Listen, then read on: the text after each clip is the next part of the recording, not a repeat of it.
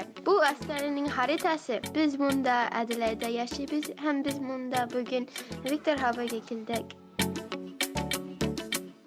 Dostlar, Karagöz bu matur resim, kara kuş.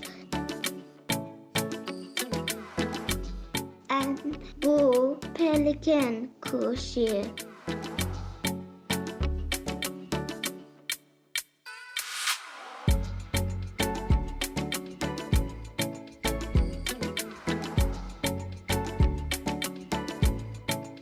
Avustralya'da 25 milyon kişi yaşıyor. Australia şuni matur. Bunda havada şunday motor lakin bugün yağmur yağdı.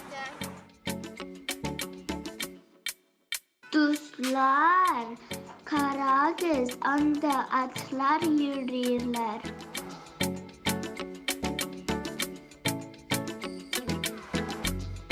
Dostlar, bu Victor Harbour şehri.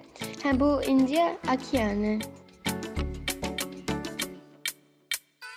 Bu India Okyanı'nın balıklar, bu jirge kişiler türlü balıklarını tutarga kilerler.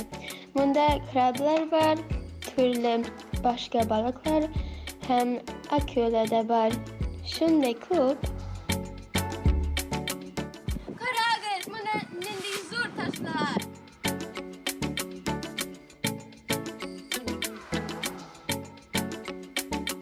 Şunday bakın zor dokunlar.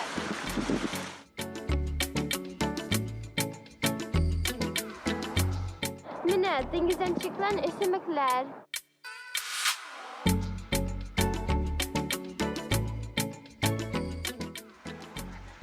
Bunda bek güngeli oynarga. Biz bek şat bunda bulaga. Bu deniz boyundagi motor yo'li turgan uylar.